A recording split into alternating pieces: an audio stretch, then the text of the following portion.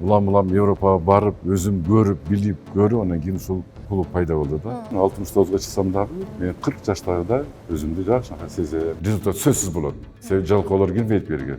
Тең туштарым, досторум бүт эле оорукчан. Баса албайт, тура албайт, тияк ооруйт, бура ооруйт. Мен андай болушу билбейм. Ар бир адамдын тагдыры өзүнүн колунда. Ар бир адам өзүнчө бир дүйнө. Мен билгенди сиз билбейсиз, сиз билгенди мен билбейм. Суунун өзгөчөлүгү артезиан. Биздин өзүбүздүн кудугубуз бар. 218 метрден чыккан. Алдынан, Накты артезиан сууда 1 саат басам, 6 километр басам. Эсептеп келсек, биздин бүгүнкү күндөгү баабызды бир күндүк келгенде бир чашка кофе менен тең барабар болуп атпайбы? Ата энеси 2 саат каякта жүрүп калат атпайбы? Өздөрүнүн программалары бар. Кадимкиде окутат тилди, англис тилин, кыргыз тилин. Биз атайын алып келдик. Мына бүт койдурдук муну бочкасы, панта бочка деп коет. Мына кадимкиден мына шорпа көрдүңүзбү мына? Өтө чоң касиеттүү даар экен да. Бүт ичи тардыктан баштап, көрө албастык, тимелеп ушунчалык бардыгы бул соодан да ооруйт да. Жымалып, жаркылдап, жайнап, жакшыракай эле өзүңдүн пейилиңди оңдоп ал, болду, оору жарым жанмашпайт.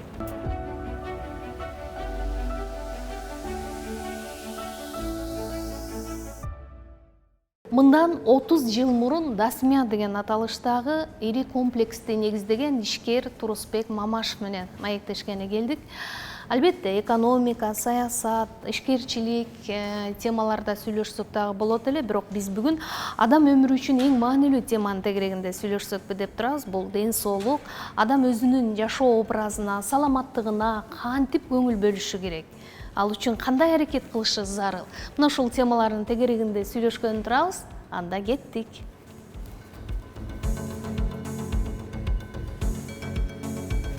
Бул биздин тренажерный зал. Ушул жерден келип бар, машыгышат. Мынакей бүт ушундай баягы оборудованиялар.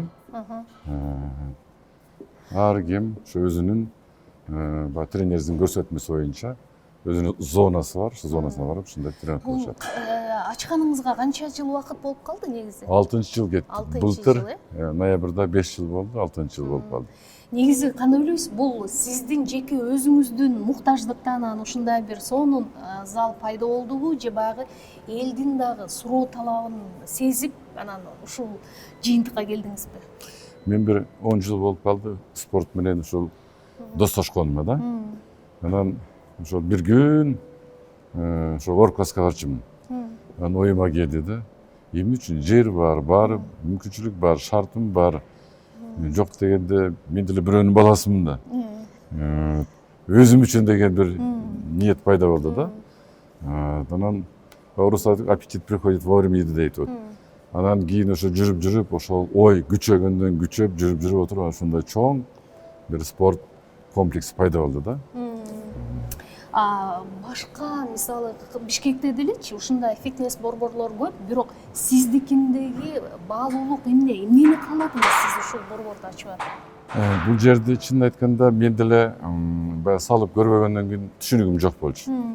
Анан Европага, Россияга көп каттап барып, ошол достор менен байланышып, анан ошолор көрсөттү да, Европадагы өнүккөн өлкөлөрдөгү ошол фитнес клубтарга барып, болгондо дагы мен эң ошол мыкты заманбап ушундай бир спорт комплекске алып баргыла деп, ошолор алып барып көрүп, анан кийин уламдан улам кызыгуу пайда болду. Анан ошону көргөндөн кийин ой келди да, ушуну бир Бишкекке салсам, ушундай жакшынакай заманбап бүгүнкү күнгө жооп берген, ушу биздин да элдер келип, ушу машыгып, анан эң негизгиси бул ден соолук да.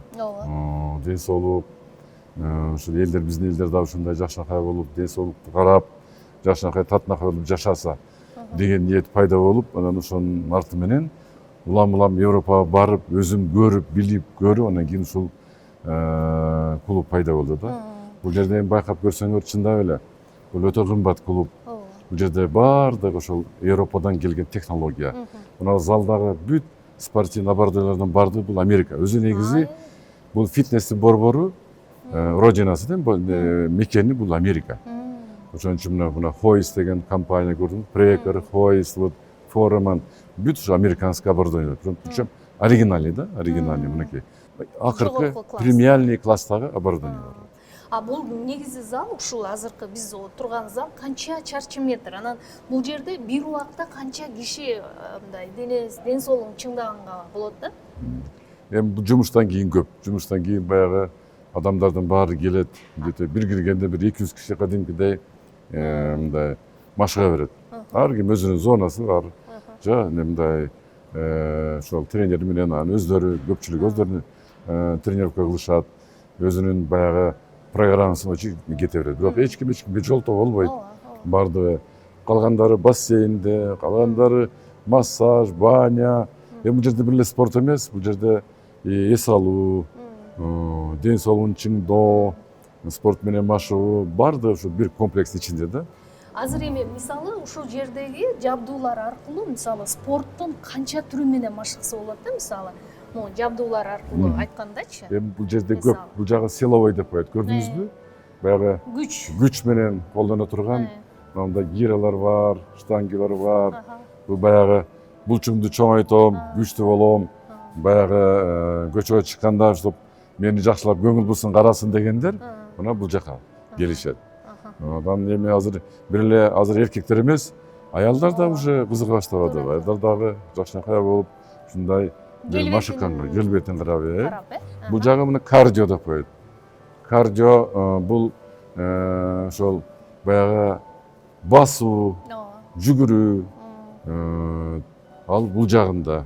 Анан калган упражнениялар баягы чоюлуу, керилүү, эми бул жерде ушундай көп зоналар бар, бөлүнөт өзүнчө. Ошол ар ким өзүнүн каалаган баягы зонасына кирип кетет. Мына бул жакта бокс турат, мынакей бокска машыгабыз дегендер бул жак менен машыгышат. Кроссфит деп коет, биякта мынакей отуруп алып ошо чоюлуу, керилүү, ондай ошого байланыштуу баардык мынакей эмелер бар, машыгуунун инструменттердин баары бар да. Бул жак мына бокс. Азыр эми баягы мода болуп калды, баягы октагон деп мынакей баягы бой без правил деп атпайбы? Ошол октагон мына восьмигранник деп коет. Бул мунун дагы өзүнчө күйөрмандары көп экен. Анан ушул бокс ашыгып, грушалар менен эметип күч сынашат. Бул жагы болсо дзюдо, барба, самбо мына бул жагында. Бул жагына машыгышат. Ар ким өзүнүн баягы тандап алат да. Ким кай жака, кандай ошо тандап алып өзүнчө ушу машыгышат. Тренерлер да ошо расписаниясы бар. Ошо расписание боюнча келип өзүнүн бокс десе бокска отдельно, барба, самбо, дзюдо, там, например, ар ким өзүнүн ошол график боюнча келип ошо машыгышат. Айтыңызчы, ушу 6 жылдын ичинде сиз байкаган жагдай кайсындай болду? Баягы элдин спортко, дени сак жашоо образына болгон мамилесинде мындай өзгөрүүнү байкадыңызбы, жокпу? Сөзсүз. Мен эми мындай айтпайын, мен өзүм деле мисал кылайын. Мен ушул спорт менен машыккандан баштап мен өзүмдү мынакей жакшынакай сезип атам. Азыр мен эми жашым бир топко чыгып калды, 69га чыксам дагы мен 40 жаштагыдай өзүмдү жакшынакай сезем.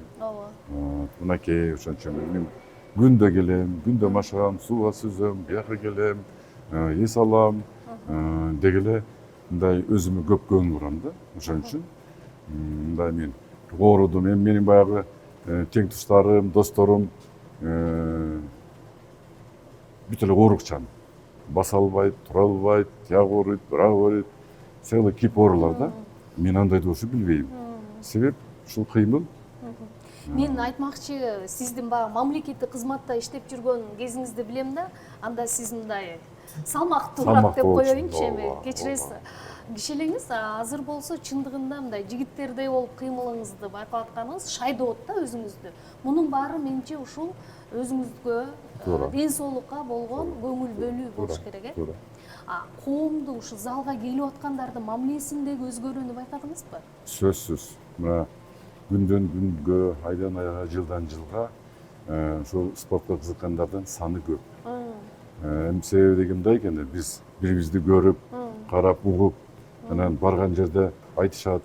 Ой, жакшы болуп кайдан? Ушундай. Ошентип отуруп эле баягы анан адамдар өзүн өзүн жакшы көрүп, өзүн өзүн көңүл буруп, анан ошол келип спортко катышып, кыймыл болгон аракет жасаш керек да. Вот ар бир адамдын тагдыры өзүнүн колунда. Эгер жакшы оорусу жок, сыркоосу жок, жакшынакай татынакай жашайын десең, анда кел, кыймылда, катыш. Бул жердин аурасы башкача. Мына карабайсызбы? Мынтип көрүп туруп элдерди. Кандай керемет, мына баары басып жүрөт, тиги бул. Бул деген өзүнчө неме да, стимул. Мына мен үчүн кем.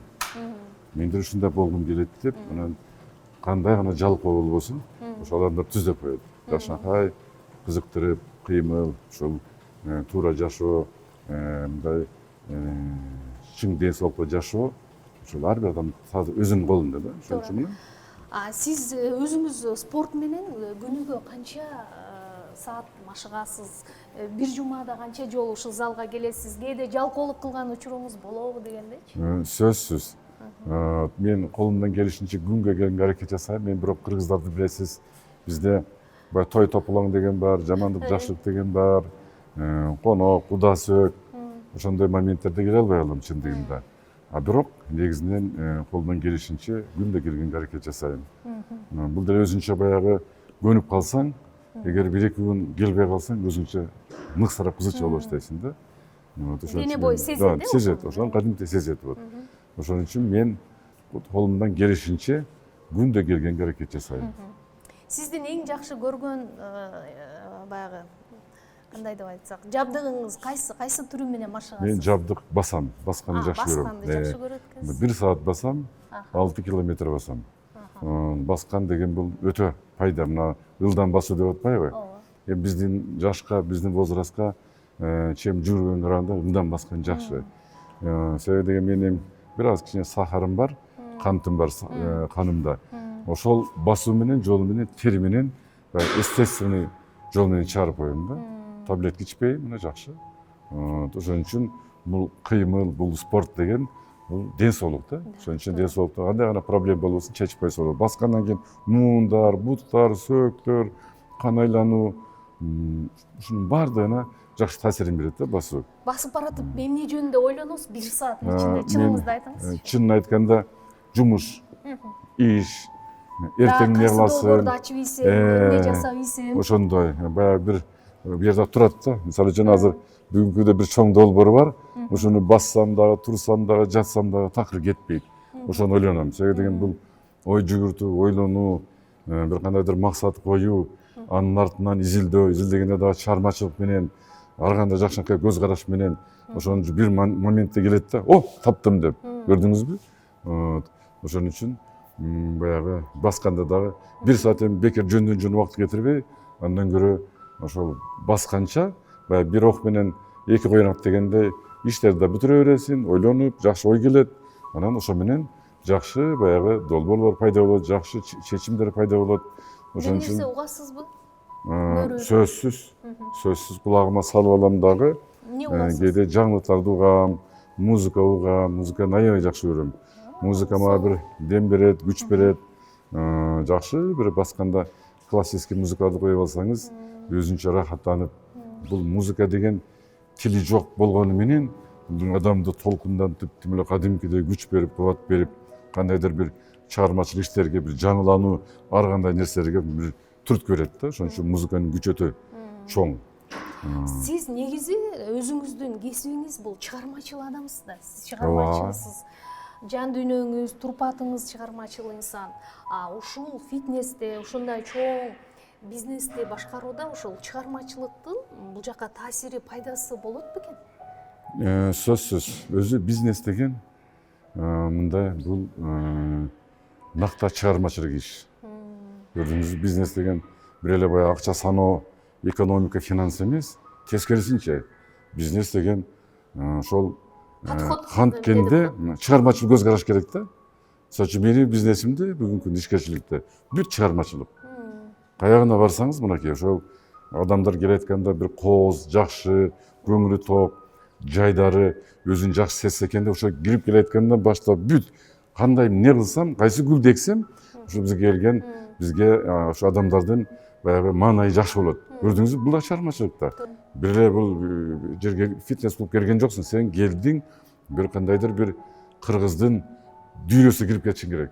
Буягын карасаң деле кыргыздын элементтери боз үй турат, тиягы турат, биягы турат, ушундай да. Мунун ичинде эмес, негизи сыртын айтып атам.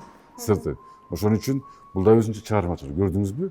Бул ишкерчиликте чыгармачылыктын орду өтө чоң. Мен билгенде мына бүгүн дүйнө жүзүндөгү эң бай адамдар, эң кыйын менмен дегендин бардыгы негизинен мындай баягы угасың да интернет аркылуу ушул чыгармачылык жөнүндө көп айтат. Ар кандай гана болбосун чыгармачылык аркылуу мындай ишти аткаруу бул өзүнчө бир кызык. Мен байкаганым ушул фитнес залдан тышкары дагы сиздердин борбордо мындай группалык түрдө мындай иш чаралар деп коелук го, машыгуулар жүрөт экен. Азыр ошол залды дагы көрбөйлүк кандай. Бул жактагы. Бул деген ошол жамаат 10-15-20 киши келет, ошого бир тренер ошо көрсөтөт. Мисалы үчүн бул жерде гимнастика, чоюлуу, керилүү, ар кандай көнүгүүлөр, ар кандай адамда проблемалар бар да. Вот, грыжа деп коет, бук ооруйт, бел ооруйт, тияк ооруйт. Ошого мынакей бүт мунун бардыгын коюп, анан музыкасын коюп коет, жакшынакай 1 саатта ошол бүт денени вот эркин коюп, ошол тренерди карап, ошондо машыгуу көнүгүүлөр менен ар ким өзүнүн баягы маселелерин чечет да.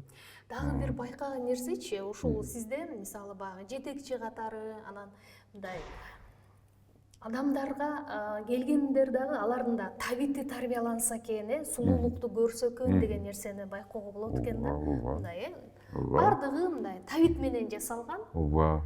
Мунун баарын мен эме айтып атпайм, көрүп келдим да, тияктан өнөкөнөкөрдөн көрүп келип, адам деген киргенден кийин биринчи кезекте адамга ушу жакшы шарт түзүш керек. Биринчи таза аба болуш керек. Бул жерде деген өзүңүз бир 20-30 киши, 20-30 киши мына жерден тансага түшүп атат дейли мисалы үчүн. Ар бир адам жыт чыгарат да. Ошон үчүн эгер бу жерде климат контроль иштебесе, анда бу жер жыттанып, анан кийин өзүнчө бир дискомфорт болуп калат да. Ошон үчүн бу жерде баардыгы ошо эсепке алынган. Канча киши болбосун, машыкпасын, жүгүрбөсүн, бийлебесин, бардыгында комфортный баягы шарты бар. Ошон үчүн бул жерде ушундай мынакей ар ким өзүн көрүп турат. Мына күзгүлөр, ар машыгуучу инструменттер, анан негизгиси бул жерде ошо тренер. Тренер бүт көрсөтөт, ошону карап, бардыгын карап жасашат да. Ошентип анан бул жерде бир жакшы жери, бул групповой машыгуунун бир жакшы жери мындай да, жалкоолоно албайсың. Экөө толтурат кантип. Каалайсызбы, каалабайсыз жасашыңыз керек. Анан үйрөнөсүз. Көрдүңүзбү? Уялгысыз да. Үйдө деген деп басып кетип каласың. А бул жерде карап туруп, элди менин кем, уят болом, кой деп туруп, анан кийин баягы толук кандуу машыгасыз да. Ушу менен ушу жер жакшы, ушу жагы жакшы да. Өзү дегеле бул фитнестин эң бир жакшы жери, ушул бияка келгенден кийин элди кыймылдаган, аракет жасаганды көрүп туруп, анан ар бир адамда жалкоолук кыла албайсың да. Сөзсүз баягы элди туурайсың, машыгасың, ошол аурага кирип кетесиң дагы. Анан баягы машыккандан кийин сөзсүз баягы результат болот да. Мынакей бул жерде неме деп коет? Сайкл дейби? Ушул жерден баягы көп калорияны жоготсо болот. Бул ошондой велосипед, атайын музыка коюп коюп, тренер менен башында өзү көрсөтөт. Мында ар кандай ыкмасы бар машыгуунун. Ошол боюнча анан кийин баягы велосипедти тебесиз, ар кандай скоросттары бар. Анан ошол көп күч талап кылынат, көп энергия. Анан бул жерден калория бер жагы 1000 калория. Өзүңүз эле көрсөңүз, бир жарым саатта 1000 калорияга чейин ошол жерден баягы кетирсе болот да. Ушундай жакшы зал. Анан бул жерде дагы мынакей баары минип тееп атат да. Жалкоолук кыла албайсыз. Туштарынан көрүнүп турат, күзгү бардык, эчтеке кыла албайсыз. Анан жалкоолуп туруп калсаңыз да айтат да. Ой, эмне турасыз дейт тренер. Көрдүңүзбү? Вот.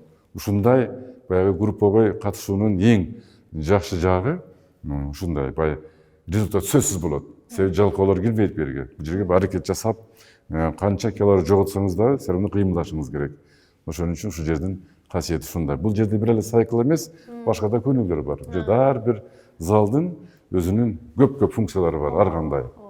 Мынакей топтор менен машыгуу. Бул баягы немеде үстүнө чыгасыз, амтып турат да. Ошол баягы координацияны сактоо үчүн, тең салмактуу, ошо менен үйрөтүшөт. Анан мына бул жерде өзүнчө көп нерсе бар. Мынакей бул жакка келели. Келиңиз. Мынакей. Бул йога. Fly йога, step йога деп коет. Мынакей бул жерде дагы ушундай. Баары келип ушул жерден машыгышат, гамактарга отурушат. Тетигинде дорожкалары бар, отуруп алып жатып, бул жерде ошо тренердин айткан музыканы коюп коет. Анан сиз баягы бир кандайдыр бир башка дүйнөгө кирип кетесиз да. Өзүңүздү эркин сезип, анан ошо айтканды жасап, баягы ден соолукту бул йоганы мындай болгону менен мындай карап отурсаңыз, как бы пассивный эле мындай кыймылдар да. А бирок бул өзүнүн философиясы чоң экен да. Бул ошо адамды эркин сездиртип, ошо айтып, музыка, өзүнчө бир кандайдыр бир касиеттүү сөздөр менен сиздеги полностью баягы чыңалуу, ар кандай чарчаган, ар кандай жаман негативтердин баарын алып таштайт да. Ушу менен касиет экен вот. Анан керилесиз, чоюласыз, анан чыкканда бияктан чыкканда кадимдей баркадан болуп каласыз. Ушундай бир Сиз касиети бар. өзүңүз деле тренерлердей болуп калыптырсыз. Мен күндө келем да булардыкын көрүп атам анан. Өзүңүз дагы мындай ушул тренерлердин, машыктыруучулардын иштөөсүнө, элдин маанайына байкоо жүргүзүп турасызбы, анализ жасапчы, анткени бул дагы маанилүү да. Сөзсүз. Бир атын айтмай жок, бизде бир член клубу бар. 146 килограмм болчу биринчи келгенде. Анан кийин келгенде араң эле тиги беговой дорожкага эптеп эле басчу. Омтип. Азыр канча дейт? 102, 103 килограмм. Ошондо почти 40 килограмм ашык вес өтүп. Кадимкидей мен деле болуп калды. Анан мен көргөн сайын мактап турам. Ой, сен эркиң аябай күчтүү жигит экенсиң. Сен азамат экенсиң. Ушу биринчи күндөн баштап келип жүрөт да. Айтып атпай, байке дейт. Мени дейт, үйдө аялдарым, балдарым бар эле мени урот деп коет. Мындай. Вот, уже барган туугандарыма аябай чоң да. 146 килограмм вес көрсөңүз. Бул деген өзүнчө эле бир кусок мясо да. Ушинтип аракет, эрк бар экен. Мынакей азыркы күндө сонун болуп 100 килограмм, 102 килограмм болуп, сонун жашып көргүм сонун болуп калды. Көргөн сайын мен мактайм, анан дардаңдап сүйүнүп калат. То есть демек, айтып атпайм, башында сүйлөшпөдүкпү? Ар бир адамдын тагдыры өзүнүн колунда. Мына жакшынакай, эрк болсо эле болду, баардыгынын ыргыты жогот, азыр сатынакай жигит мына басып жүрөт, жыргап жүрөт. Ошон үчүн мен мындай карап, кээде аялдарды байкап калам, мактап коем. Вай, чоң кыз, сиз вообще көрдүңүзбү? Да, байке 12 килограмм жоготтум, там 17 килограмм жоготтум, өзүнчө айта туруп айтышат бирөөгө. Ушуну мактап койсоң, бул стимул, бул жакшы нерсе. Да, ошондон мен көптөрүн таанып калдык да, бир үй бүлө болуп калдык. Күндө келет, көрөсүң, биз таарып учурашабыз. Дайыма ошо аялдарды көрсөм, мактап коем. Ошол стимул. Булар өздөрүнчө вай, ушинтип алдым, тигинтип алдым, азыр мына үй бүлөм келди, балдарым келди, тиги жолдошумду алып келдим. Көрдүңүзбү кандай сонун? Өзүнчө болуп дейт, азыр дейт, спортивный семья болуп калдык дейт, үй бүлө болуп калдык дейт. Карабайсызбы, кандай сонун. Бул башкаларга дейт, мына үлгү да эми баягы, мына келгиле, ден соолугуңарды карагыла, туура жашаганды үйрөнгүлө деген сыяктуу ушундай бир жакшы насааттарды айтышат да. Негизи келиңиз жүрүңүз. Ушул фитнес борбордочу баягы бир жакшы, жылуу, мындай үй бүлөлүк дейин, маанайды кармап туруш үчүн мындай өзүңүздүн койгон талаптар, анан жеке өзүңүздүн бир рецепт барбы? Кантип ушундай бир жакшы, жылуу атмосфераны сактайсыз? Бул деген ошол биз колдон келишинче ар бир биздин ушу конокторубузга көбүрөөк көңүл бурганда аракет жасайбыз. Биз дагы чогулушта айтып, дагы биздин сервис деген эмне? Бул ошол жылмаюу, саламдашуу, ийинип, мындай сырынып, жакшынакай көңүл буруп койсоңуз, бул деген өтө чоң, мындай бир биздин ошол коноктор үчүн чоң стимул да, сүйүнүп калышат. Анан кээде отуруп калабыз, чогумда эс алып калабыз, арбасабыз, мага көптөр келишет, мага комплимент айтышат. Вот биз сизди көрүп жүрүп, сизден үйрөнүп атабыз. Келип мени көптөр ушу макташат да. Сиз деген вообще молодец. Тигинде, мен аларды мактайм, алар бизди мактайт. Ошентип мен көптөр менен ушундай бир жакшы, мындай сүйлөшкөндү жакшы көрөбүз. Анан көптөр айтат, байке дейт, 5-10 жылдан бери чечилбеген маселемдин баарын ушул жерден чечип атам. жолугуп кире албаган адамдар жолугуп маселени чечип атам. Бул дер өзүнчө сонун клуб болуп калды. Ушуду белки бир жашынакай бир клуб ачпайлыбы? Ушу жакшы баягы ийгиликке жетишкен кыйын адамдардын клубу дейбизби? Кандайдыр бир ушундай бир достуктун клубу дейбизби? Ушундай клуб ачып, анан ушундай кылып чогуу дидарлашып, бөлүшүп, ушундай бир жакшынакай бир клуб болуп калса жакшы болот эди. Эми ошого келе атабыз. Кудайым буйруса аз калды. Ошондой клуб кылабыз. Бул жерде деген бир эле баягы ишкерчилик эмес, ошондой бир жакшы адамдардын бир мындай ынтымак ордосу, жолугушуу, аянтчасы. Азыр деген кээде мындай болот да. Кээде мындай бирөө менен бир бөлүшүп, айтып, бир жакшынакай бир дидарлашайын деген дагы ошондой мүмкүнчүлүк жок да көптөрүндө. Көрдүңүзбү? Хотя ар бир адам өзүнчө бир дүйнө. Мен билгенди сиз билбейсиз, сиз билгенди мен билбейм. Эгер экөөбүз мынантип дидарлашып, чогуу отуруп бир кандайдыр бир сүйлөшсөк, бир сонун жакшы бир идеялар пайда болот, жакшы ойлор келет, жакшынакай бир жакшы мындай бир иштер пайда болот да. Туурабы? Ошон үчүн мен ойлоп атам, андай клуб өзү негизи ачылса, ошондой адамдар, жаш адамдар бириксек, активдүү, креативдүү адамдар. Бул деген баарыбызга керек. Туурабы? Туура. Мен өзүм эле ушундай жыйынтык чыгарып берем да, бул фитнес клуб, ушундай баягы ден соолукту чыңдоочу жерлер, бул бизнес, баягы адал бизнес болсо керек депчи. Анткени сиз адамдардын саламаттыгына кам көрүп атасыз да, туурабы? Сөзсүз. Жана биз көргөн сонун керемет бассейнге дагы Бассейн, келип мынакей калдык. Бул келдик. деле 6 жыл болду да, ошо чогуу ачылганына. Бир чоң бирге ачылган да бул. Мынакей. Бул өзүнчө бөтөнчө бассейн. Биринчиден бул суу, эме артезиан суусу. Суунун өзгөчөлүгү артезиан, биздин өзүбүздүн кудугубуз бар. Өтө терең, 218 метрден чыккан алдынан, накты артезиан суу да. Мына биздин балдар баарыбыз ушу артезиан сууга жуунуп атабыз да. Суу эгер начар болсо, анда өзүңүз билесиз, дискомфорт, чычат, көзүңүз ачышат. Бул жерде дегендей таптаза суу. Бул жердин дагы бир касиети, бул жерге биз Европадан атайын жидкий хлор деп коет. Хлор сөзсүз керек. Без химия бул жерде бактериялар пайда болот, там чучуп алат, бул оору пайда болот, ошон үчүн бул жерде ошондой. Бизде атайын жидкий хлор, бул ушул сууну ичип алсаңыз эчтеке болбойт. Ошондой тазалыкты бизге берип турат. Анын баардыгын автоматика деп коет, автоматика. Адам көп болсо химия көп, адам аз болсо химия аз. Бирок ошо иче турган деңгээлди дайыма сактап турат. Ичип алсаңыз эчтеке болбойт. Ошо касиет, мындай бассейн жок. Көрдүңүзбү? Ошон үчүн мынакей балдар жүрөт, кадимкидей. Эми балдар эмес чоңдор да ичип алабыз кээде. Ичип аласың да. Туура. Ичип алганда эчтеке болбойт. Өзүңүз да күндө келесиз бул жака? Эми күндө болбосо да келип турам. Келип турам. Деген мен эң жакшы көргөнүм ушу сууга сүзүү. Өзүнчө керемет. Мынакей бул жерде байкадыңызбы, аурасы мына. Ооба. Бийик. Мына температура. Бул жерде мына влаганы алдында эсептей турган чоң агрегат бар. Ошо влаганы карап турат да, эгер көп болсо дагы дискомфорт, дем болуп, могу жерде терезенин баары ним болуп, адам кыйнала баштайт.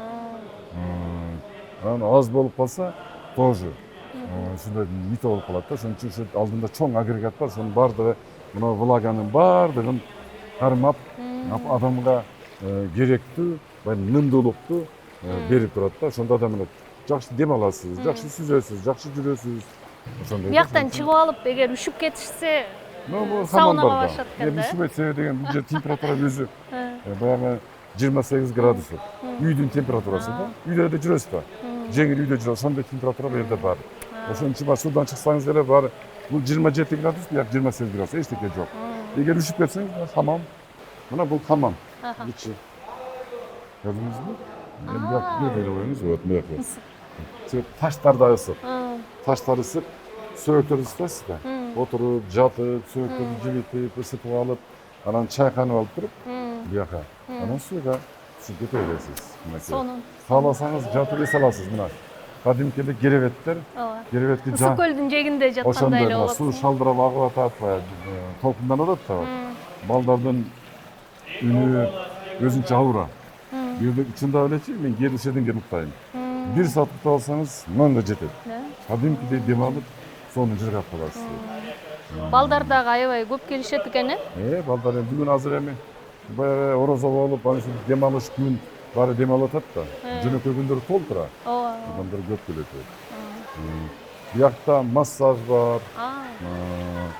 Кааласаңыз, бияка массаж, бул жака бардан заказ берсеңиз, суусундуктар тамак аштан бери алып келип берет бияка. Отуруп алып, чай ичип, сок ичип отура бересиз. Косметологиясы бар экен. Баардык шарт түзүлгөн да. Адамдар үчүн бул жерде бүт баардык шарты бар. Эми бүгүн немекен жекшемби күнү тартып атабыз да, ошон үчүн бүгүн эс алышат. Биздин массаж, мынакей.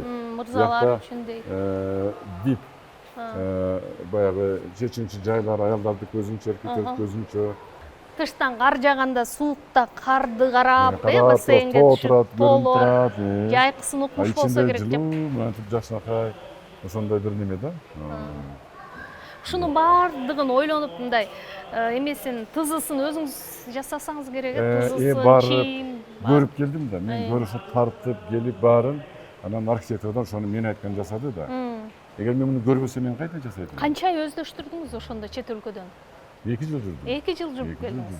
Улам барып, улам менин кичүү кызым очактан басты. Баса элеке очактан кетип 2 ай, 3 ай жүрүп очактан басып келди. Анан ал жакта 2 айлап, 3 айлап жүрүп, ар бир клубка барып, ошону кирип тартып, баягы сувенирлерди алып алып, көтөрүп алып барып берип, көңүл. Адамга көңүлдү, кичинекей көңүл кылып койсоңуз, бүт баарын өздөрү көрсөтүп айтып беришет. Ооба. Өздөрү айтып, мына мондой, тигиндей деп. Анан ошо менен баягы жакшы жактарын киргизесиз, жаман жактарын, минустарын алып коесуз да. Ошентип, мынтип жакшынакай, мына клуб пайда болду. Раздевалкада ким бар экен? Кирчи, биз кирип чыгалы. Ар жагын.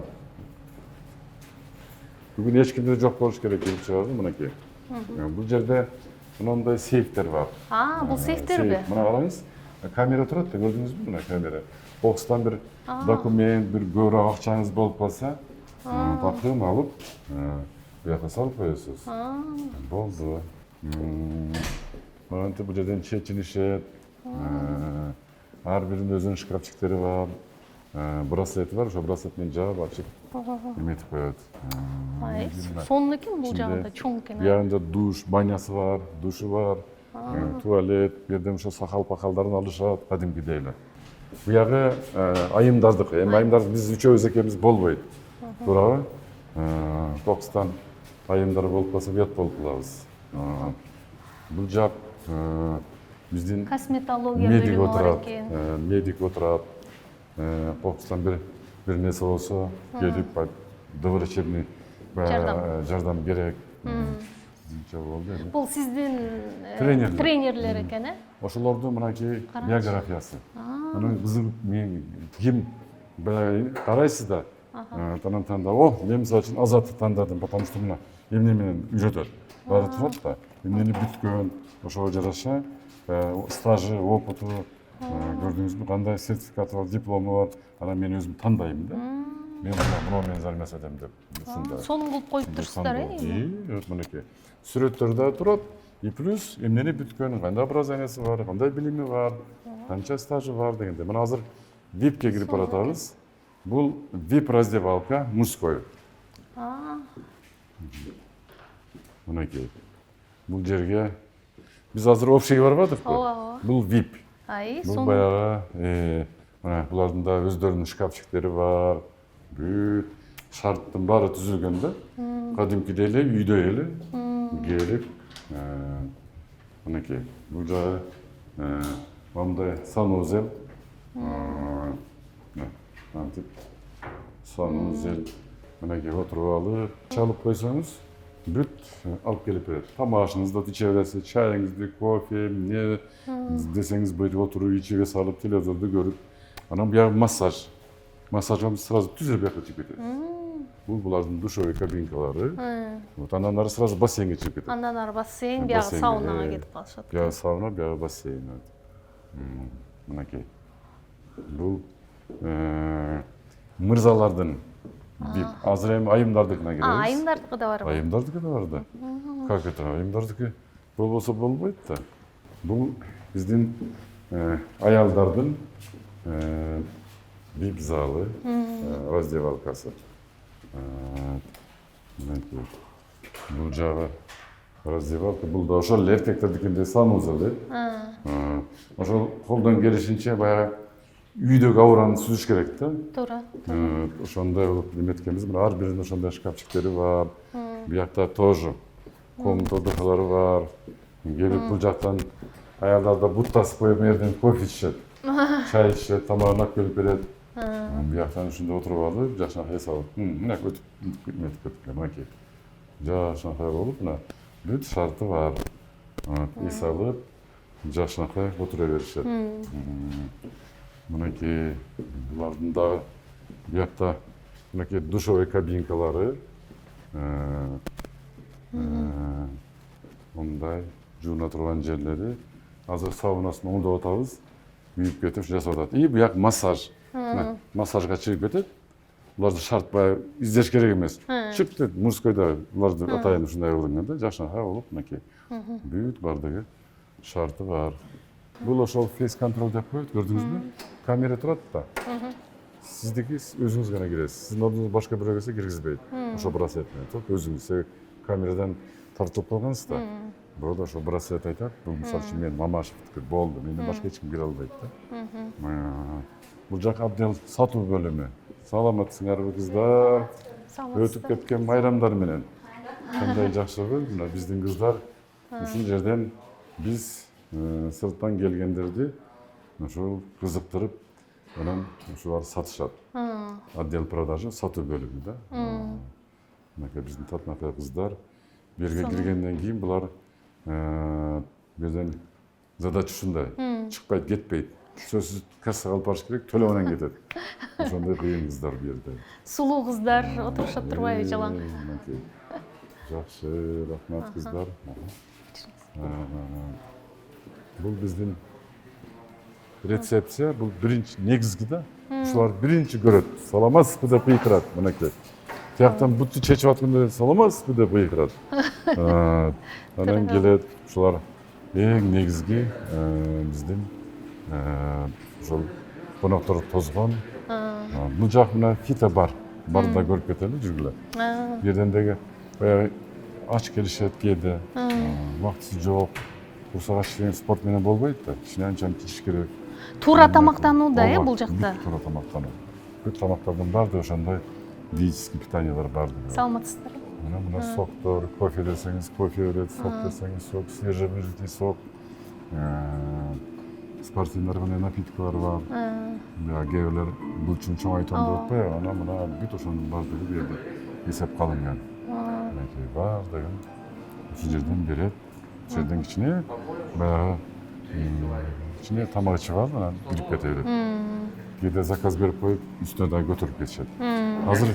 Азыр биз мына бул үй бүлөлүк спортивный клуб да. Ошон үчүн азыр мынакей ошо балдарды зонасына кирип атабыз. Мынакей ушул балдарды келе айтабыз. Саламатсыздарбы, кандайсыңар? Так, биз кирип кетели, мынакей. Так, бияктан баштайбыз. Биякта чоң турбайбы сонуку? Бул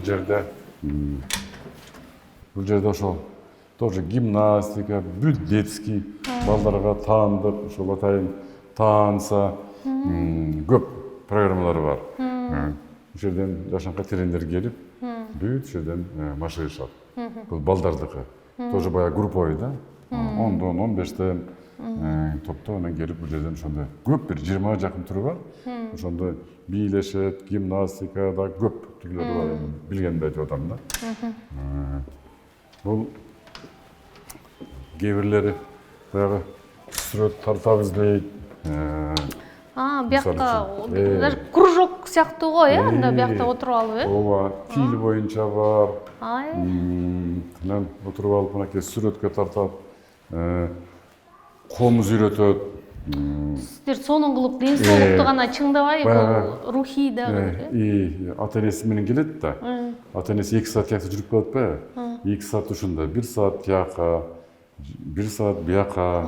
Ушундай баягы балдар неметет. Эгер бир күндө бассейнге барышат, бир күндө бияка келет, бир күндө тияка барат, ушундай аралашып ошол өздөрүнүн программалары бар. Ошол программадан келет, кадимкидей окутат тилди, англис тилин, кыргыз тилин.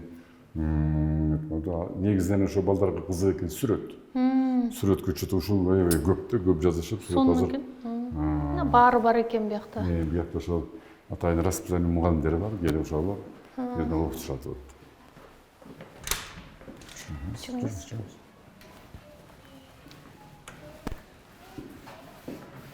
Бул кичинекей балдар үчүн. Деген баягы 1 жаш, 2 жаш.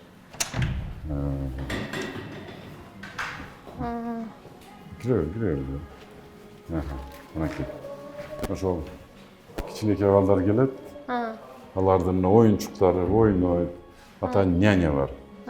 Ошол карайт дагы, ошол ата-энеси чыкканча булар карап, ойнотуп, кадимкидей. Булардын өзүнүн программасы бар. Ошентип буларды өздөрүнчө карайт. Эми ата-энеси баягы таштай турган жер жок, выходной күндөрү, например. Алып келип коюп, болду отуруп эмете беришет. Төлөөмү ошол эле сумманын ичинде болот же кошумча төлөш? Ичинде. Жакшы экен, анда. Көрүп келип, мынакей, бул балдардыкы. Салам алейкумдер, душ. Булардан ошо чоңдордукундай кадимкидей эле. Чачын кургатышат, туалети бар, душу бар. Бул жагы намазкана, массаж, туалет, анан булардын баары бул жакта. Биз азыр кайда кирип келатабыз? Биз спага баратабыз. Бул ушугунда фитнес борборго киргенде эле эки бул да ошол эле фитнеске карайт бул деле. Жакын эле ачылдык. Мынакей бияк рецепция, бияка чечинишет. Жүргүлө. Бул жердин касиети мынакей мен азыр айтып берем. Мен айтып атпайм, панта деп. Маралдын мүйүзүнөн ошол анын мүйүзү дарылчылыгы бар деп уккам. Ооба, ушул мынакей. Биз атайын алып келдик. Мынакей бүт койдурдук муну. Бочкасы, панта бочка деп коет. Мына кадимкидей мына шорпа көрдүңүзбү мына? Шорпа. Ошо мүйүздү салып, анан кайнатат. Кайнап, анан бул автоматически көрдүңүз, трубалары бар. Анан мынаяка кошулат. Жылуу суу анан кошулат. 10 литр анан кийин кошулат дагы, аралашат дагы, анан ошол жерге жатат. Көрдүңүзбү? Бул деген өтө чоң касиеттүү дары экен да. Бул жерде деген бүт муундар, сөөк, иммунитети көтөрөт, бардык оорулардын дабасы. Ошон жатып сөөк, муун айтып атпайбы? Бүт оорунун бардыгы, эң главный ошол иммунитети көтөрөт да. Эми кичине жытымдайраак, бирок ушунчалык пайдалуу бул неме да, көрдүңүзбү? Муну биз ичип атпайбыз, барганда таблеткалары тигиндей мындай аараны түшүп койгонуңуз аябай жакшы да. Бул полностью силикон полностью лечение алат да. Мынакей. Азыр бул жака баштадыңыздар, э? Киши келип атышат. Ооба. Кандай болуп атат каалоолору? Жакшы. Атайын 6 айга барып атышпайбы? Мынакей, бул жак раздевалкалары. Ошондой эле үстүңкүдөй эле. Монтип биякта чечинишет.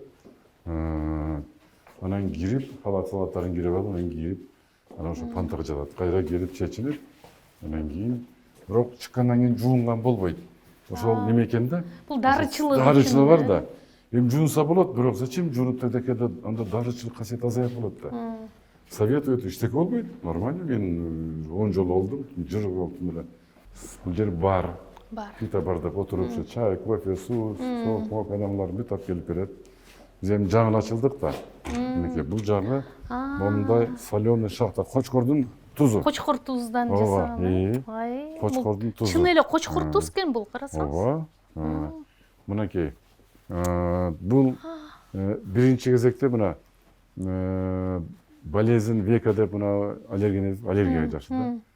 Биринчиден ошо дыхание, мына отдышка, астма, өпкөгө ушул жакшы да. Экинчиден эң негизги касиети бул баягы аллергиянын бирден бир дарысы ушул. Особенно балдардыкы. Чоңдор деле бар.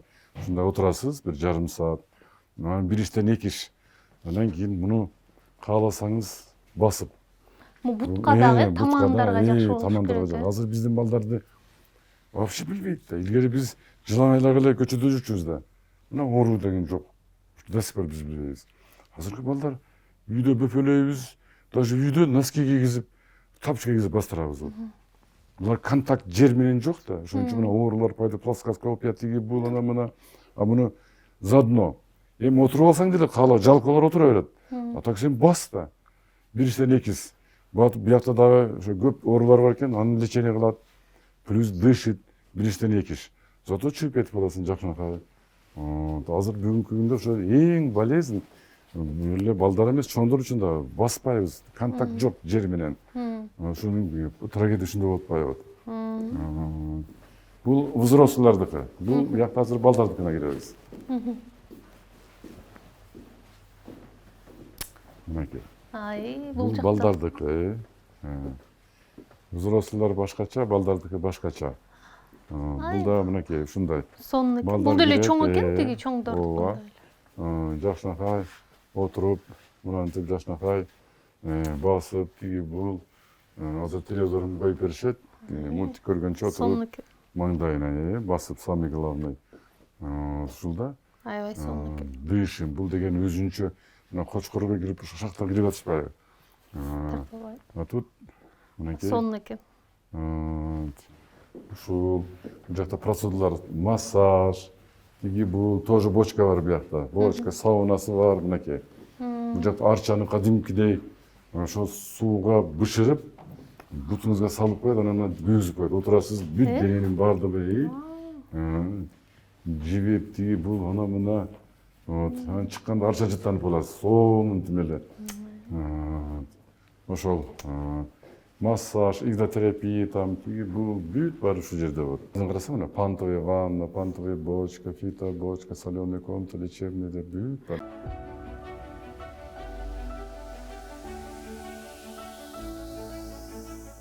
Мына Турусбек мырза, биз азыр ушул Дасмия фитнес борборун толугу менен кыдырып чыктык. Абдан керемет, ушунчалык бир мындай баардыгы мындай чоң сүйүү менен жан дүйнөнү берип жасалганы байкалып турат да.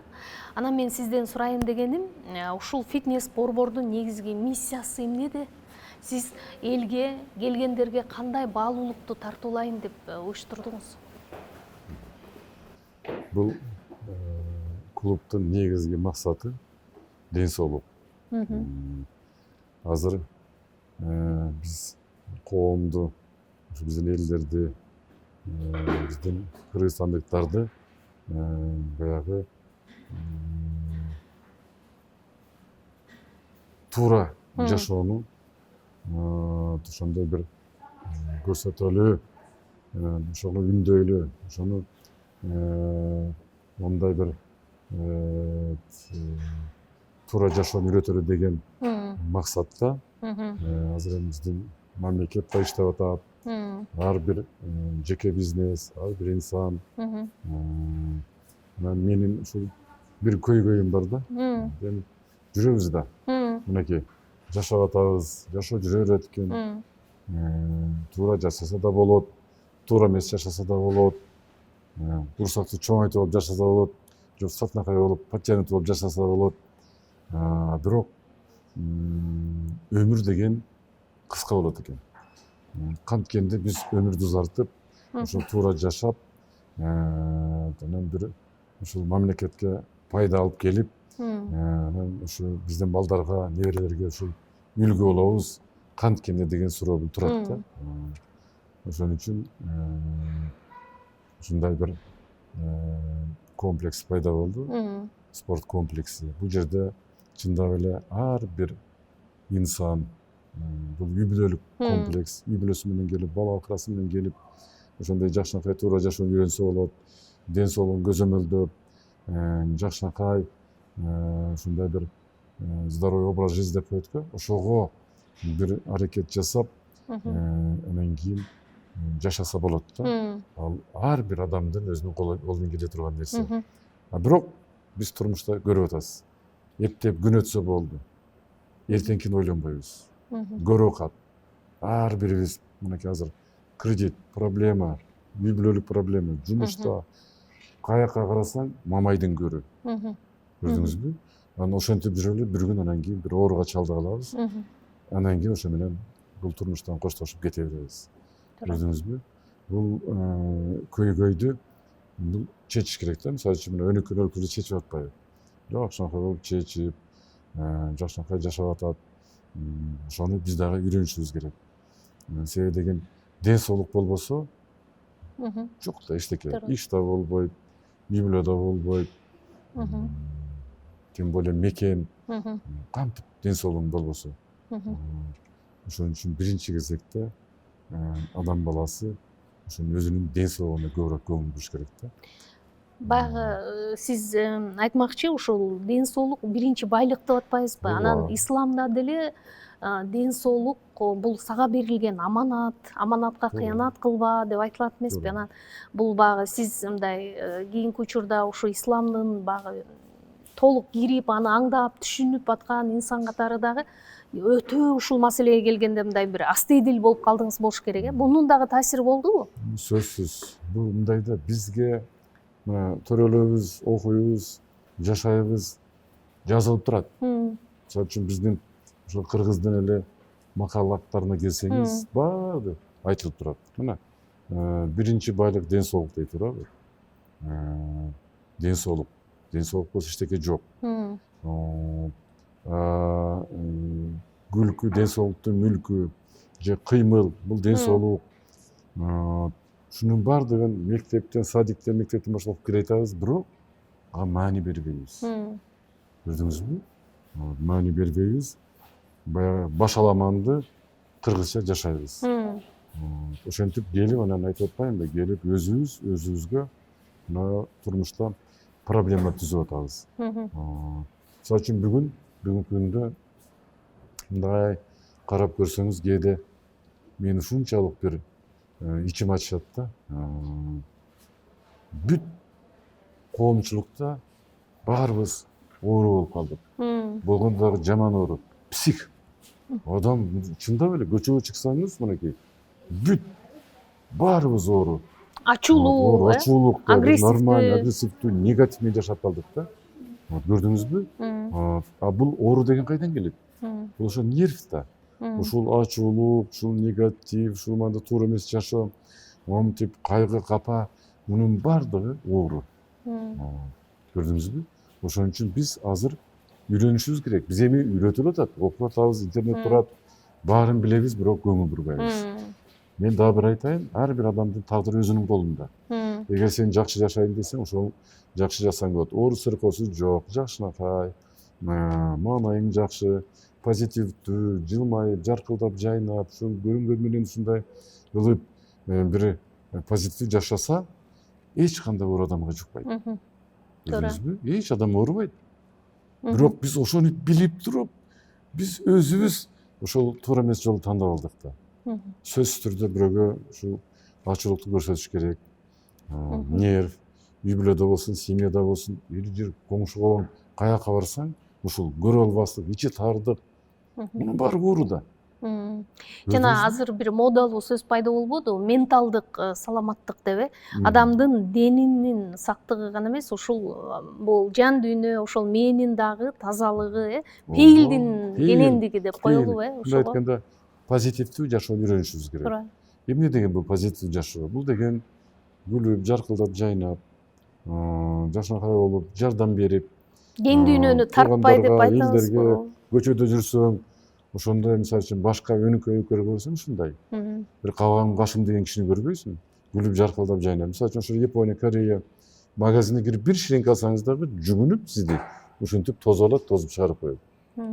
Пейил. Бул деген адамдын ошол туура жашоо. Ошон үчүн япондордун орто жашоосу бүгүнкү күндө 85 жаш. 85 жаш бизде азыр жомок. Ошол жашка жетейин. Буларда орточо жашоо 85 жаш. Эмне үчүн? Булар ошол үйрөнүп алды. Бирөөгө жамандык кылбайт. Жаркылдап жана күлүп эле турат. Кайда барсаңыз күлүп турат. Көрдүңүзбү? То есть позитивдүү жашоону үйрөнүп алган. Негатив жок. Ошон үчүн адам оорубайт. Биз деген бүгүн бүт мына жерде жатат. Бүт ичи тардыктан баштап, көрө албастык, тим эле ушунчалык баардыгы биз өзүнчө бир псих болуп калдык да. Анан бул соо адам да ооруйт да. Биз өзүбүз ошо ооруга алып келип атабыз. Андан көрө ошондой Кореяда, Япондордой болуп, жаркылдап, жайнап, мына кел, катыш, жүр, жакшынакай позитивдүү жардам бер, колуңдан келсе. Келбесе күлүп кой, жылмайып кой. Жөн эле жылмайып кой. Болду, ошол да жардам адамга, көрдүңүзбү? Коомчулукка тегереке мындай карасаңыз, биз азыр чыксаңыз эч ким билбейт. Баарыбыз эле мен карыз болгонсуп мамиледе ошондой бир кандайдыр бир туура эмес жашоону биз тандап алдык да. Ошон үчүн бизде азыр мындай айтканда баарыбыз ооруга чалдыгып, мына болгондо жаман ооруларга ичи тарды көрө албастык, бул деген мына азыр жаман оору да, рак. Муну айтып атат, муну баарыбыз билебиз. Однако мындан биз айыла албай жүрөбүз да. Болбосо жөн эле жаркылдап, жайнап, жакшынакай эле өзүңдүн пейилиңди оңдоп ал, болду, оору жармашпайт. Көрдүңүзбү? Бирок мынакей кече коронавирустан көрдүңүз. Эч ким өлгүсү жок. Баары жашагысы келет. Көрдүңүзбү? Өлгүсү жок эч ким. Баары жашагысы келет. Мен ошону көрдүм да өз көзүм менен. Ар бири тим эле салфеткаларын алып алып лифтте басканда. Ушундай тим эле өзүн көрдүңүзбү? То есть эч кимден өлгүсү жок. Баары жашагысы келип атат. А бирок ошол канткенде көп жашайсың. Көрүп билип турсаң дагы все равно баягы үйрөнүп алган адат менен, ошо негатив жол менен, баягы жаман жол менен кетип атабыз да. Ошон үчүн азыр мен ойлойм, ошо сиздерге окшогон бүгүнкү күндөгү баягы эл ойлогон журналисттер, ушу блогерлер, силердин баары көрөт, баары угушат да. Ошондой түз жакшынакай туура жолго салып, ушуну бир пропагандалап, ушуга бир үйрөтүп, мына сиз менен биз бүгүн экөөбүз мына бир жалпы ушундай бир жакшы миссияны аткарып атабыз да. Эгер ушуга бир көңүл буруп ар бир адам, эгер бир жакшынакай бир ушундай бир туура жашоого бир өзү аракет жасаса, эчтекенин кереги жок. Мисалы үчүн мына менин бир досум бар, жаман мен оору менен ооруп калып, анан кийин келип анан таарынып ушу келип кой сурап койбойсуңар деп аял аяшыбыз. Анан барып анан сурадык да. Сурап ана мына көрдүңүзбү? Айтып атат мактанып. Барып бир айбы, бир жарым ай жашап келдик дейт, 300 000 евро төлөп келдик дейт Германияга барып. Мына 300 000 евро, бул деген чоң акча да. А ушуну төлөбөй эле жакшынакай оорубай жашаса болот эле. Болот эле да. Баарыбыз билебиз, жазылып турат. Туш тарапта ана мына ичине бир мондай бир акыл насаат айткандарга, туура жол көрсөткөндөргө же өздөрү интернет турат. Баарыбыз билебиз. Бирок ага биз баш ийбейбиз, укугубуз жок. Тескерисинче ай деп коюп туруп өз билгенибизди жасап атабыз да. Мына ошон үчүн мына чыгым, чоң акча болгондо акчаны алып барып биз сыртка таштап келип атабыз. Анан келип алып бир жакшы мен айтып койсоң, эй дос, мен сенин даарыңды билем деп анан мен жакшы отуруп жакшы ушул насаатты айтсам, анан кайда жаман көрүп атпайбы. Көрдүңүзбү, мына адамдардын настолько биз бүгүн кандай дары айттыңыз? Өзүмчө. Эми дарысы деген ушул да. Мен сизге айтып аткандай эле жакшынакай, жакшы сөз, жылуу, кайрымдуулук, мисалы үчүн мен айттым мына, чык, барып сен жетимдер бар, башын сылап барып, акчаң бар, толтур акчасы, бир үй толтур акчасы бар. Ошону берип акчаңды бересиңби, продукты менен бересиңби, кийим менен бересиңби, алып барып, ушул сенин дарың. Бул бир. Экинчиси, мынакей жакшы, күлүп, жаркылдап, жайнап, позитивдүү жашоону үйрөн. Жакшынакай жаман бирөөгө жамандык кылба, жаркылдап, жайнап, тескерисинче. Бул оңой эле нерсе. Мен кайра душман болуп, сен мага лекция окуганы келдиң дейт. Көрдүң, бул менин парзым. Айтып койчу, мен билип турам да. Мен ал секреттерди үйрөнүп алып, билип алдым. Мен ушуну өзүм билип алып туруп, мен эгер ошол башка жакындарыма коомчулук айтпасам, анда мен күнөөкөр болуп калам. Анан жарым жылдан келип аялы менен кечирим сурады. Айтып атпайбы, Турузбек, кечирип кой. Ошол досуң сен айткан боюнча барып, азыр мына аралашып калды элге, чыгып калды, жат деле дейт. Уже басып аралашып жүрөт. Жакшы болуп калды, сен туура эле насаат айткан экенсиң. Азыр сен айткандын баарын жасап атат. Көрдүңүзбү? Мен эми ушу туура сөздү өзүмдүн досум айтып коюп, мен душман болуп атам. Мына ушундай бүгүн бизде коомчулукта ушундай принцип менен жашап атабыз. Көрдүңүзбү? Айтсаң да жаман көрөт. Айтпасаң, мен күнөөкөр болуп калам. Кудайдын алдында. Көрдүңүзбү? Ошон үчүн мынандай ушундай биздин дидарлашуу, биздин ушул кайрылуу, биз мына эмне, сиз экөөбүз азыр бир жаман жака жетелеп баратсыз элди, коомчулукту. Биз тескерисинче кел, спорт менен машык, кыймыл деген ден соолук. Бул биринчи байлык ден соолук. Караңыз, философиясы кандай? Эң байлык. Ал акчанын баарына катып мешекке же үйгө катып жатканын эмне кереги бар? Андан көрө туура жашоону үйрөнүп алсаң, акчаң да болот, жашооң да жакшы, ден соолук да үчүн алдагы максаттарыңа жетесиң, туурабы? туура. Ушундай болот. Ошон үчүн мен ойлоп атам бүгүнкү экөөбүздүн сиздин миссия, вот эми канчалык деңгээлде биз жеткирип айтып жеткире алабыз. Бирок эгер ушуну бир кулак салып, бир жакшы угуп туруп, ана бир тыянакка келсе, эч кереги жок акчанын. Бул лекарство же бир Германияга барып, Туркияга барып акча таратууның кереги жок. Только мына тазалап, негативди жоготуп эле, позитивди Спорт менен машыгуу анан, Эми бул ошол ден соолуктун бир немеси ушул да. Мына карап көрсөңүз, мына биринчи байлык ден соолук дейт. Көрдүңүзбү? Демек, значит, кыймыл ден соолук. Мен айттым, мына позитивди жашоо ден соолук. Эң главный ден соолук позитивди жашоо. Бирөөгө жамандык кылбайсыз, жаман ойлобойсуз, только жаркылдап жайнап күлүп турасыз, колдон келсе жардам бересиз. Мунун баары ден соолук да. Көрдүңүзбү? Вот. Ошон үчүн мен экөөбүздү, сиз экөөбүздүн артка бүгүнкү ошол негизги максат канткенде бизди түшүнөт коомчулук. Канткенде биз ошо жеткизип айта алабыз. Бүгүнкү күндө барып мына врачтар барып атпайбызбы? Алар бизге жазып берет. Кымбат баалуу дарыларды жазып берет, уколдорун жазып берет, же бир жака жөнөтөт, барасыз, өтөсүз, акча. Булардын эси дардыр акча. Сен ал жактан процентин алышат. Сенин ден соолугуң кереги жок, аны ойлобойт. Көрдүңүзбү? Бүгүнкү күндө бизде медицина только баягы коммерцияга өтүп алган. Көрдүңүзбү? Ден соолук бул бир коммерциянын бир өзүнүн бир немеси болуп калды да. Ошол аркылуу сиздин ден соолугуңуз аркылуу алар жашайт, жакшы жашайт, сиздин акчаңызды алат. Бул туура эмес. Бул оңой эле. Биз тескери башка жагын айтпайбызбы? Жок, врач караштын кереги жок. Өзүңдү оңдо. Мына негативдин баарын ажыр мусорду алып кой. Бу жерде позитивдин жашоону үйрөнөлү. Жаркылдап жайна, жардам бер, жаркылдап гүл. Ошону баарын үйрөтөлү. Үй бүлөдөн баштап достор, туугандар, коңшу колоң. Болду ошол эле. Туура. Секрети жок башка. Биз ушул фитнес борборгочу мисалы көрүп бардыгы келгиси келет да. Бардыгы келгиси келет. Бирок бардыгында мүмкүнчүлүк жок да. Анан ошон үчүн ушул жагы боюнча дагы маалымат айта кетпейсизби? Кандай азыр баалары, кантип мындай келсе болот, мүмкүнчүлүктөр кандай каралган? Эң жакшы суроо болду. Бүгүнкү күндө эң кымбат продукт бул ден соолук. Туурабы? Туура. Айтып атам, 300 000 еврону барып Биринчи байлык деп атпайбызбы? Барып мына 300 000 долларды төлөп келди. Бир айда операция кылдырып төлөп келди. Мынакей. Эң кымбат бүгүнкү күндө ден соолук. А турмушту биз карап көрөлү. Мисалы үчүн, мына балдар бүгүнкү күндө баягы менчик мектептерге окуп атпайбы? 6 000 доллар, 7 000 доллар, 8 000 доллар бир жылга, бир жыл эмес 9 айга. Көрдүңүзбү? Ошондо мисалы үчүн менин неберем барат, 9 000 доллар төлөйт мектепке. Мектептин атын айтпай эле коеюн. Эң белгилүү. Ошондо 9 ай окуйт, бир айда 1000 доллардан төлөп атат да, мындай айтканда. Бир айда 1000 доллардан. Бул эми баягы илимге төлөп атат. Ден соолук бизде бүгүнкү күндө бир жылга 2000 доллар. Бир жыл күнү түнү келсеңиз болот. 2000 доллар. А бул жерде 9 айга 9 000 доллар. Каякта чындык жатат? Ден соолук болбосо ошо илимдин кереги барбы? Жок да.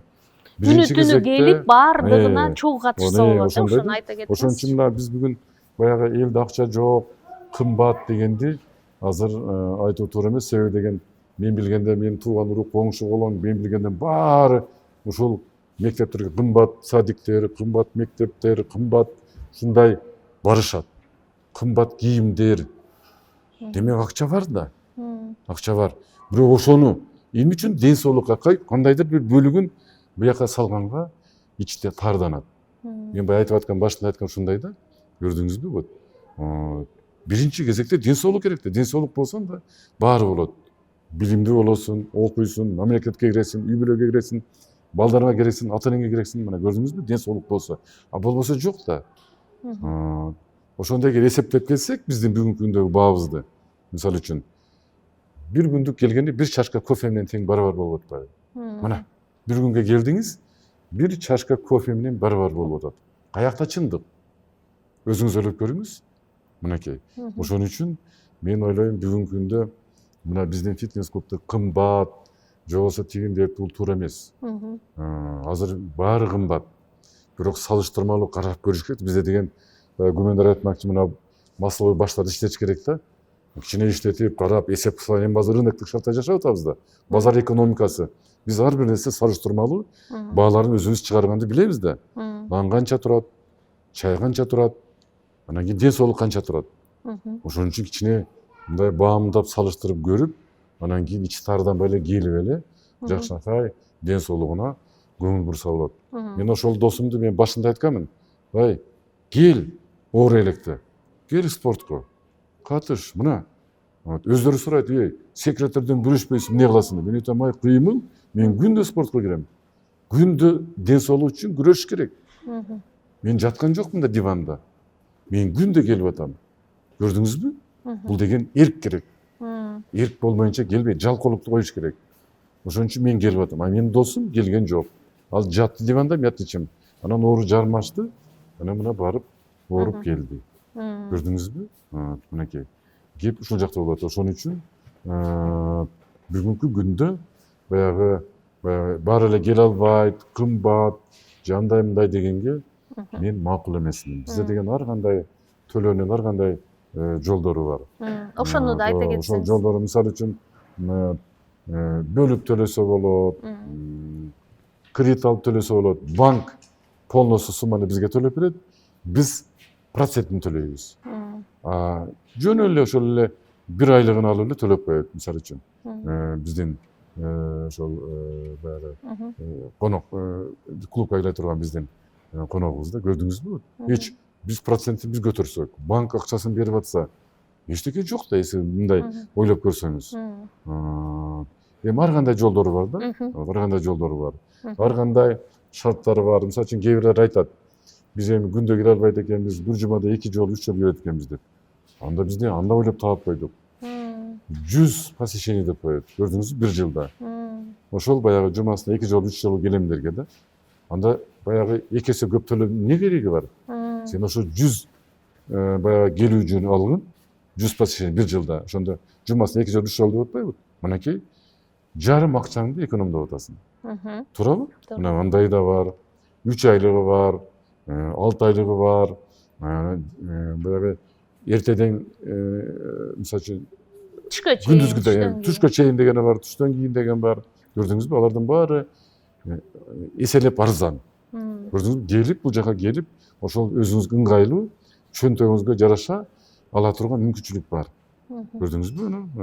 Эң негизгиси сиз өзүңүзгө жол келсеңиз айтып берет, анан кийин жол табасыз. Ушу келип кыймыл өзүңүз ошол ден соолук үчүн күрөшүп, ушинтип келип, бул жерден мына өзүңүз көрдүңүз, аурасы башка да. Бул кандай гана жалпы адамдар келбесин, буяка киргенден кийин баардыгы түздөнү оңдолуп чыгып кетишет. Мына баарда рахмат деп, мынакей. Мынандай болуп келдим эле, бүгүн мындай болуп калдым.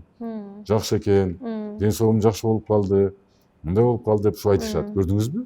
Ошондой жактар бар, ошону келсе биздин адистердин баары түшүндүрүп айтып берет.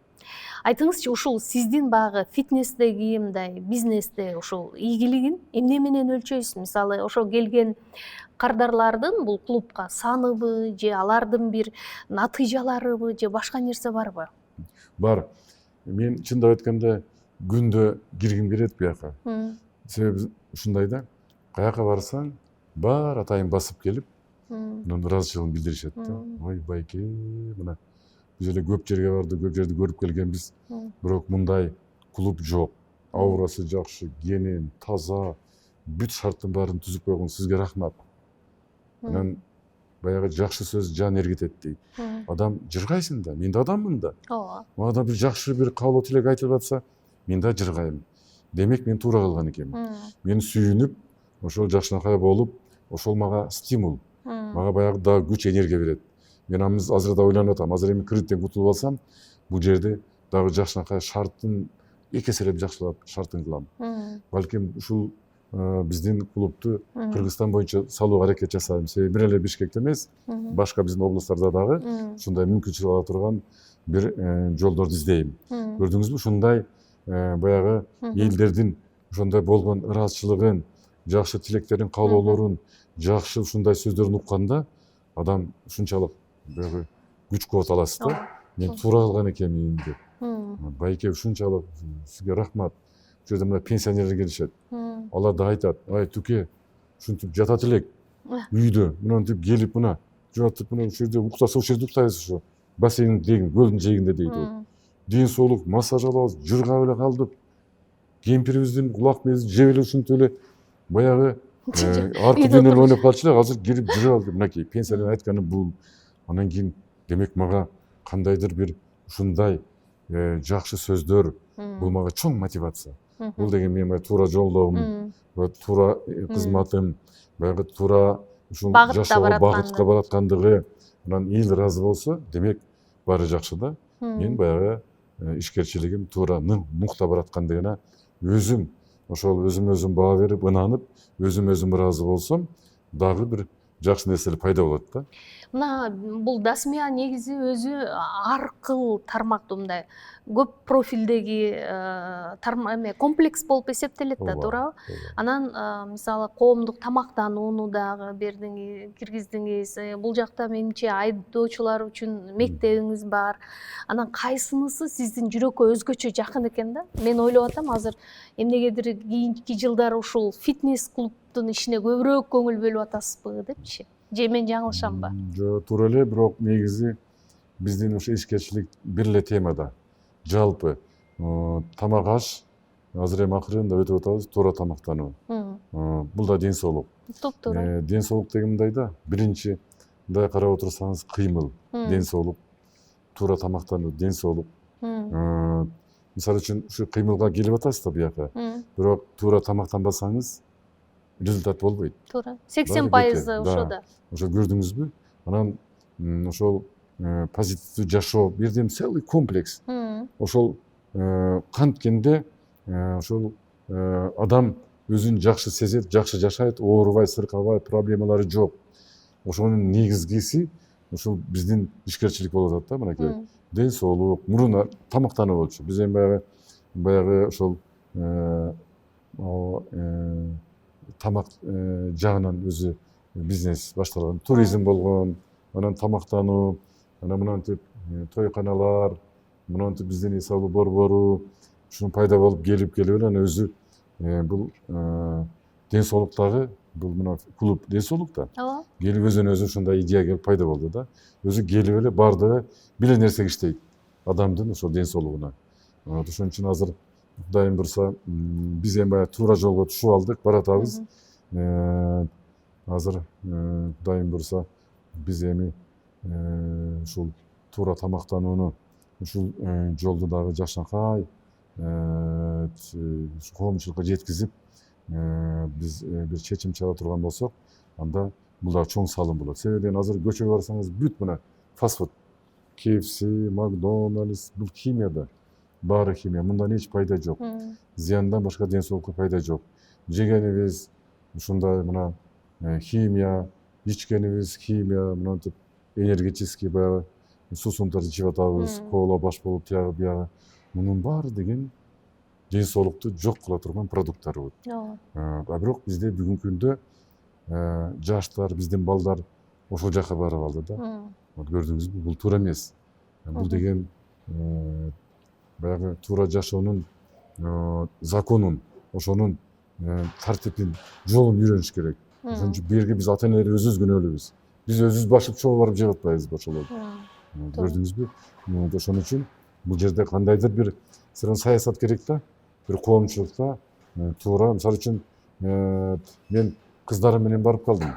Бир жылы чогуу ошол жерде иштешели деп бир чоң бир медицинский центр бизди чакырды. Анан айтып, дегенде давай биз сизди текшерели, келиңиз, көрөлү, биздин ошо жардамыбыз болсун.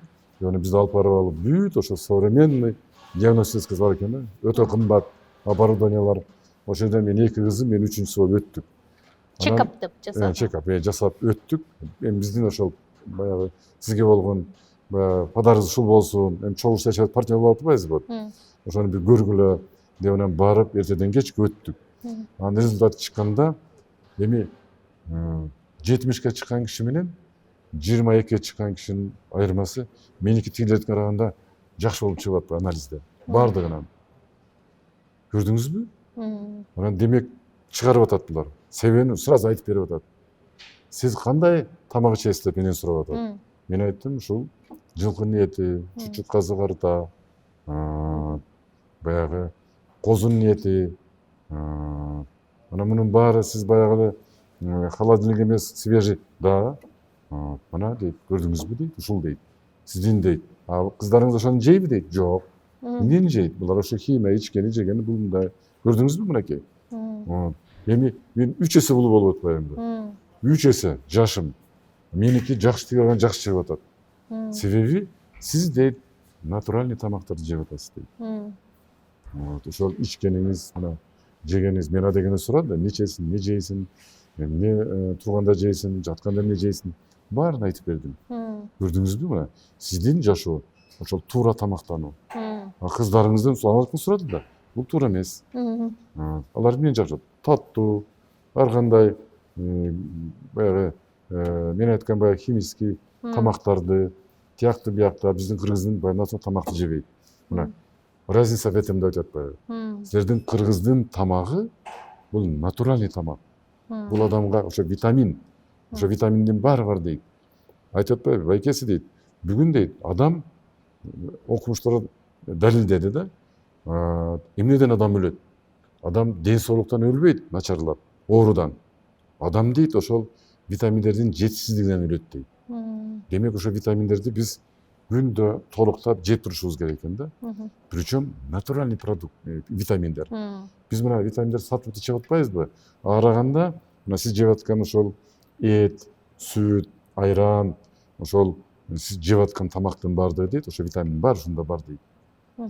Биринчиден арзан, экинчи бул натуральный. Бул осваиваемость гораздо лучше, чем сатып алып эметкенден көрө дейт. Көрдүңүзбү? Ошон үчүн сиздин ден соолугуңуз мынакей, кыздарыңыздыкы мынакей дейт. Көрдүңүзбү? Ошон үчүн мен айтайын дегеним, эми ушул биз коомчулукта турат алдыда, ошол туура тамактануу дагы үйрөтүш керек. Мына азыр сиз экөөбүз айтып атпайбызбы? Канткенде адам ден соолугу жакшы болот. Демек, значит, туура тамактануу бирден бир инструмент ошол да. Ошон үчүн туура тамактанууну да биз эгер үйрөтө турган болсок, анда жакшынакай, мына жакшынакай жашайбыз, жакшынакай күлүп жайнап жаркылдап көп жашайбыз. Ошо япондордун эми деңгээлине жетебиз.